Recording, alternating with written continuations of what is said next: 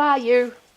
Who are you under pressure when things are going bad, when there's a challenge? Because obviously it's very easy to be a happy, positive person when it's sunny and you've got plenty of money and you've got a great relationship and everything's awesome.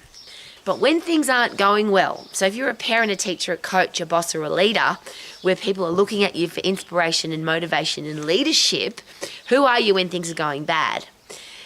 There's a great quote that says, panic is never part of the solution. And surely if you are in a leadership role, panic is not an option. So there's a great question to be asked there, and certainly a question that I ask myself every day because I am always in a leadership role, is how do I handle pressure? I can't afford to panic. The human body can fight, flight or freeze when it's under stress. I can't freeze because I'm in a leadership role. I can't flight. You can't run away from a challenge if people are relying on you. If you're just a single person by yourself, you can run away. And good, you'll stay alive and you'll overcome the threat because you got away from it. But if you're in a leadership role, you can't run away. You actually have to turn and fight. You have to come up with a solution. You have to be optimistic. You have to be a critical thinker. You have to be decisive because there's a challenge, we have to overcome it. So how do you put yourself in that position? And I can't change what adults do, but I'm very aware because we've got a martial arts school and we're involved with a lot of children. I'm really aware of how, as an adult, I react to a pressure situation, I react to a challenge, because obviously children are watching. There's that great quote that children listen and believe everything we do because it screams much louder than what we say. So you can say, be calm under pressure, be a nice person, be respectful, have good manners. You can tell your kids all of that stuff. But if as an adult I don't live that and they see me being rude or disrespectful or angry or barking under pressure, and I've seen that so many times in adults where you think they're really nice people, but under pressure they become horrible. And I appreciate that, and that's something I'm really thankful for, because if I think somebody's a nice person and then they crack under pressure, now I know who they are. Because who we really are, surely, is who we are under pressure.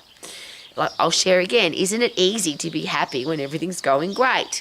But if things are, and there's a few questions that I asked there, who are you when you're cold, when you're hungry, when you're tired, when you're sick, when you're injured, when your clothes don't fit, when you haven't got any money?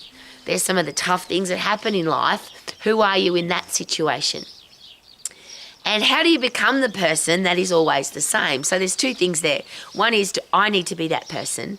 And the behavioural scientists will suggest that if you hang out with people who panic, who get angry, who are nasty under pressure, the 5 people that we invest or waste the most time with is the person that we end up becoming. So if everybody in your life is a panicker, or they're grumpy, or they get angry, or they get annoyed with people really quickly, or they've got a bad temper, or they're moody, it's very likely that that's who you will be. One of the things, and this is just a fun side note, not that much fun really, moody people I can't handle. I'd rather somebody, when I meet them and I find out that they're a nasty, horrible person, I would rather that they be a nasty, horrible person all the time, because at least I know what I'm dealing with. When you deal with moody people that are happy sometimes and grumpy other times, it's very difficult to deal with them because you don't know what to expect. When you look at your phone, you go, if I call them today, will they be the happy person or the grumpy person? If you have to do business with them, will they be the happy person or the grumpy person? Now, once again, I can't control what other people do, but I always ask this question: who am I? What am I doing every day to be the person that is optimistic, a solution finder, a critical thinker, and I'm not moody, I'm the same all the time? Now, of course, there's a physiology behind that, which is what I bang on about every single day. When you're fit and when you're strong, your brain has much better chemistry, so you handle everything so much better. You think better, you react more effectively, you're wiser, everything works better when you get fit and strong. And not fit doing hours and hours of exercise, and not strong by going to the gym and doing 27 exercises, 3 sets of 10. I'm talking about when you're really fit because you put in 100% effort to get puffed, and you're really strong because you put in 100% effort to kick, punch or lift heavy. Everything in your body changes. So could that be a great place to start? If you're a leader in any role, parent, teacher, coach, boss, are you the person who is the fittest and strongest you can be in a 10-second period? And I'll just talk about fitness again. Fitness is the ultimate way to test it. And then people say, well, I can climb mountains for 4 hours, or I can ride my bike for an hour, or I can go to the gym for three hours and do 3 sets of 10 of 27 exercises. I'm not talking about that. A test of fitness is your resting heart rate. Then when you're under pressure, so you go at 100% effort, how quickly do you recover from that 100% effort back to your resting heart rate? So if your resting heart rate's coming down, then you're getting fitter. And if your recovery time between 100% effort and resting heart rate, that time frame is getting shorter, then you're getting fitter. Now, as a boss, as a leader, as a parent or a teacher, that means you've got to put your body under pressure so that you can test. If you don't go to 100% effort, you can't measure how quickly you get back to zero. The beautiful side effect of going at 100% effort is you'll get really fit and you'll get really strong. Your brain will be more effective. You'll produce better neurotransmitters and your hormonal system will work more effectively. Which means you can then do this.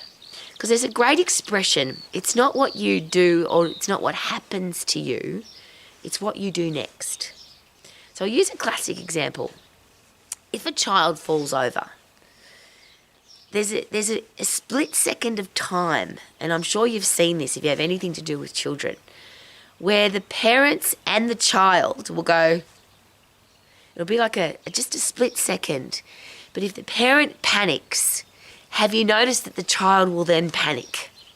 So now we've got two panickers, and we've got, if you do that enough times, and by the way, not very many times because the habit is produced pretty quickly, is it possible we get into the habit of panicking? My child fell over, my parents are panicking, I will panic too, and then the child cries. One of the things that I love about martial arts, and one of the things we do constantly at the Martial Arts Club, obviously when you kick and punch and jump and roll and tackle, there's a chance that you'll get injured, there's a chance you'll fall over. But it's really interesting to see kids that have come to martial arts from that environment where panic. So if they get a small nick in their finger, or they have a small pain in their foot, or they get a small something, they cry. But we're in the habit, we're the opposite at the Martial Arts Club, where we want to find out if it's really serious. Because I'll ask that question again. It's not what happens, it's what we do next that creates the habit of the brain change. So if I panic, then everybody's going to panic. But if I stay calm under pressure and find out what is actually going on, and that takes a little bit of time. So I'll use the children as an example again. If a child has genuinely hurt themselves, they've broken a bone or torn something, or they're in serious pain, we need to find that out, of course. But if our first reaction, they've hurt themselves, then the child gets into that as well. So is panic ever part of the solution? And of course, when it comes to children, the answer has to be no. Because if we want our children to be tough and strong and resilient, we can't be the ones that panic every time they have a small something. Now, that's just a classic example, and I'm very careful of that because I don't have any children. But as a leader, as a coach, as somebody that's dedicated to people being tough and strong for the rest of their lives, I can't be the one that panics, and I can't see other people seeing me panic. That is one of the biggest leadership characteristics, and I'll use again a different example. If you are a CEO of a business, if you want to be in a leadership role and have lots of responsibility, one of the things you have to be able to do is handle pressure. Panic is never part of the solution. And if you've ever seen, there's often in a movie, there'll be a horrible thing happen, and there'll be somebody in that circle of influence that has a great sense of humour and handles the pressure. So everyone else is panicking and screaming and crying and upset, but there'll be somebody who calms everybody down, often tells a joke, because when you're laughing you think more clearly, and that breaks the pattern of panic and screaming and I can't handle this, because if you're laughing you have a different brain chemistry. So as a parent, as a teacher, as a coach, what do you do next is the question. When something bad happens, when there's a challenge, when somebody hurts themselves, when everybody else would panic, scream, yell, what do you do next? And if you watch very carefully, and the neuroscientists and the behavioural scientists will share this, if you are the leader and you just calm down, and you're always calm, of course, because in a leadership role you have to be. But if everybody else is panicking and you become calm the calmer the better. And you're quiet and you say, let's find a solution to this challenge. What has happened? How can we fix it? But you do it with a quiet voice. Is it possible that everybody else will calm down versus, that's terrible, what shall we do? And you cry and scream and carry on. In a leadership role, is it possible that that is never part of the solution? So what do you do next? Under pressure, who are you? When there is a pressure situation, what do you do next?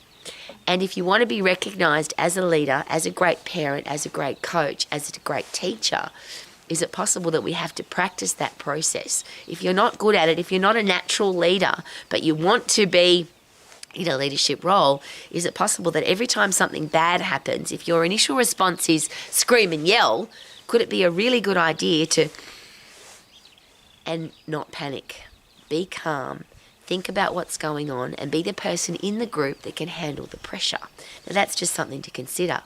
Now, from a Moody perspective, so if you have a reputation of we don't know what to expect, of course you'll never get a leadership role, because if you can't handle pressure every single time in every situation, so sometimes you panic and sometimes you are a happy person, that is not a leader.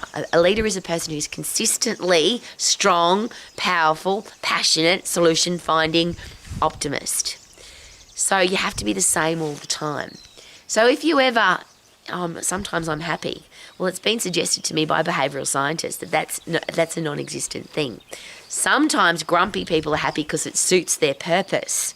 But a happy, positive person is a happy, positive person all the time. So, of course, if you're healthy, fit and strong, that's really easy.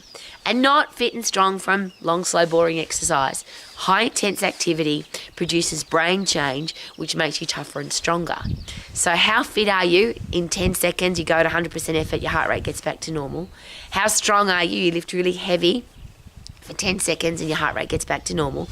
Or you punch and kick, which is the actual fighting system in your body. 100% effort, 100% heart rate, back to normal. How long does that take?